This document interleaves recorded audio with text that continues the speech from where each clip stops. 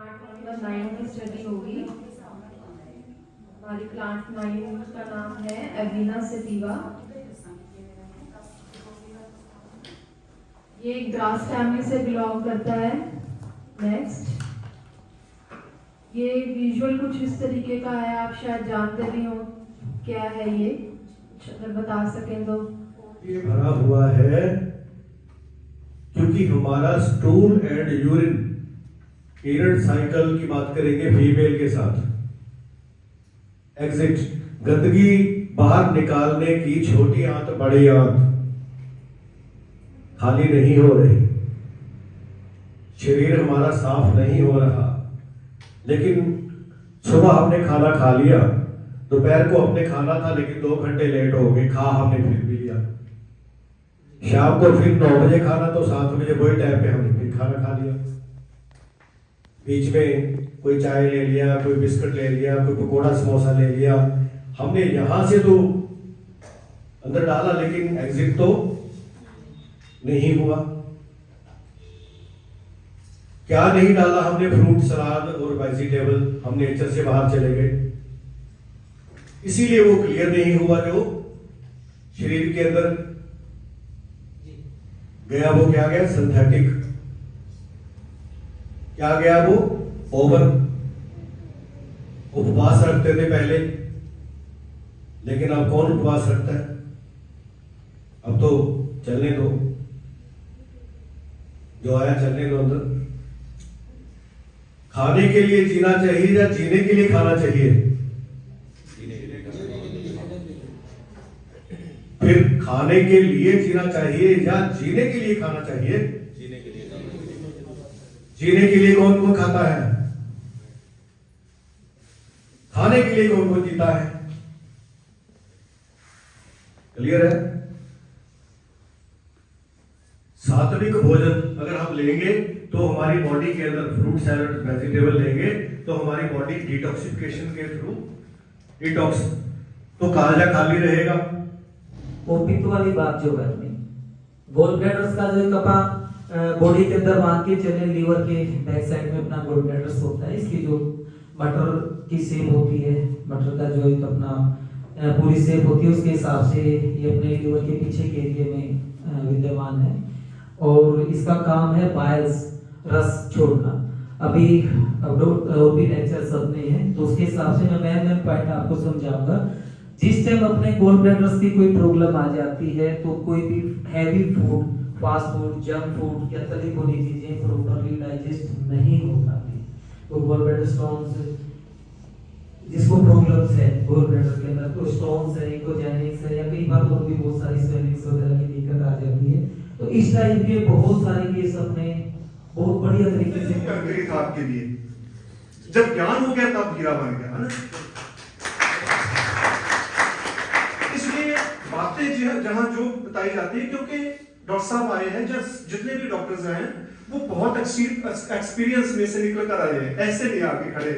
तो अगर आपको बातें एक्सेप्ट, मैं सभी के लिए ये बातें बताता हूँ, सिर्फ आपके लिए नहीं है, सभी के लिए, कि अगर आपको बातें यहाँ से ऑथेंटिक लगे, साइंटिफिक लगे तो भी लिख लो, अगर ना लगे तो भी लिखो, उसके नोट्स तैयार करो, और एक दिन ऐसा आएगा जो आपको साइंटिफिक नहीं लगती वो साइंटिफिक लगने लग जाएगी। हाँ जी, हाँ आज मैं कुछ कहना चाहूँगी सर। माइक की आवाज आ रही है मेरे पीछे से? मेरा नाम मोनिका है, मैं छोटे से कस्बे जो रोहतक के पास है।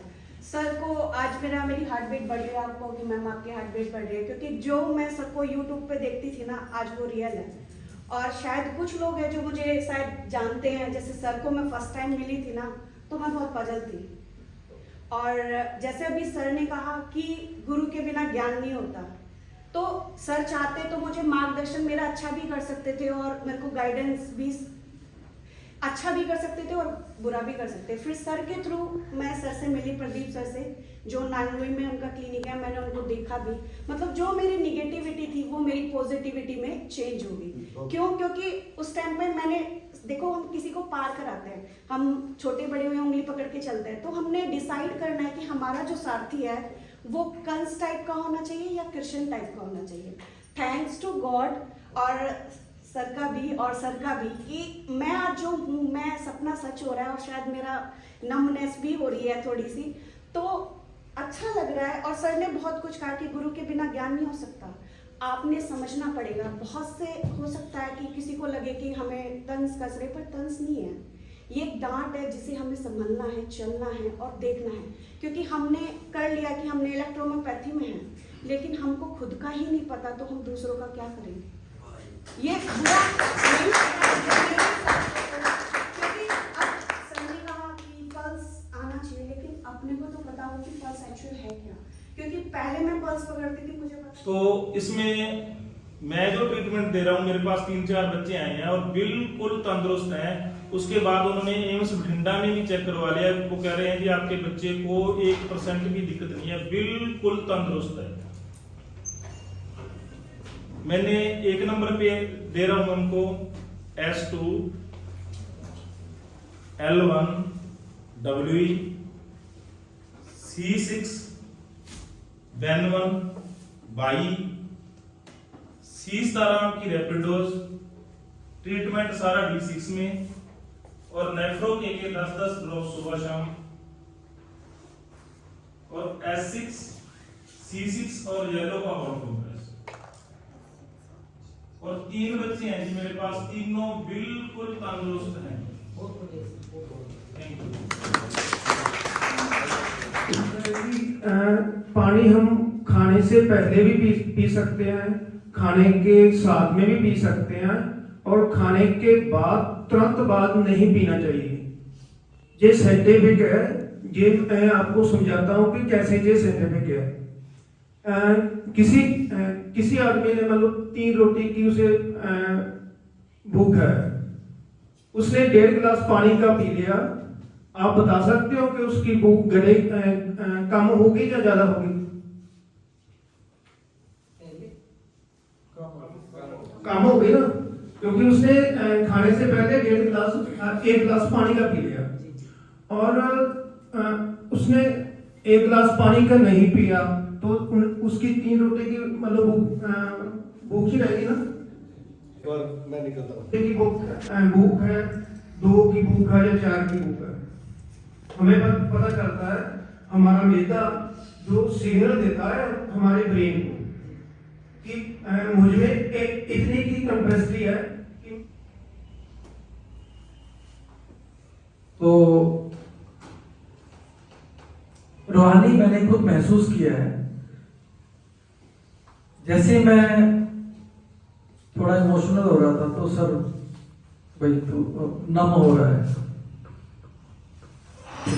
अब थोड़ा फास्ट, अब स्लो, ये पूरा कंप्लीटली मतलब मैं वाकई में 3 टाइम वहां इमोशनल हुआ, और जैसे मैं इमोशनल हुआ तो मेरे को देखने को मिला सर ने यहाँ पर थोड़ा इमोशनल हुए थे कोई कैंडिडेट, और सर ने तभी कहते आपके हाथों में स्वेटिंग चेक करो, तभी स्वेटिंग आ गई। नॉर्मली मेरे को 2-4 चीजें बताई, डिस्कस बताई, वो चीजें मैंने नोट कर ली, और मैं जब विश्वास के साथ चला तो जो डॉक्टर साहब ने बताया था उसके अपोजिट डॉक्टर साहब ने जो बताया वो मेरी शायद समझ में नहीं आया, लेकिन मैं उस चीज को अप्लाई करता रहा, और 1 साल लगातार मैंने नाड़ी को उल्टा चेक किया, तो भी रिजल्ट मिले, तो पेशेंटों की लाइन लगनी स्टार्ट। 1 नंबर से शुरू कर दो। नहीं, इसमें भी फर्क है, ये बस ठीक है। अभी हम इसी स्वर की बात करेंगे। नाड़ी विज्ञान के साथ स्वर का रोल है, नाड़ी विज्ञान के साथ आत्मा का रोल है, लेकिन नाड़ी विज्ञान के लेक्चर से पहले हम मोटिवेशनल होना चाहिए। हम किसी को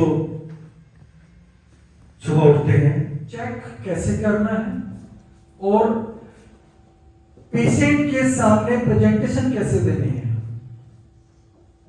क्योंकि पेशेंट के सामने जो प्रेजेंटेशन है वो बहुत मायने रखती है, पेशेंट के दिल तक कैसे पहुंच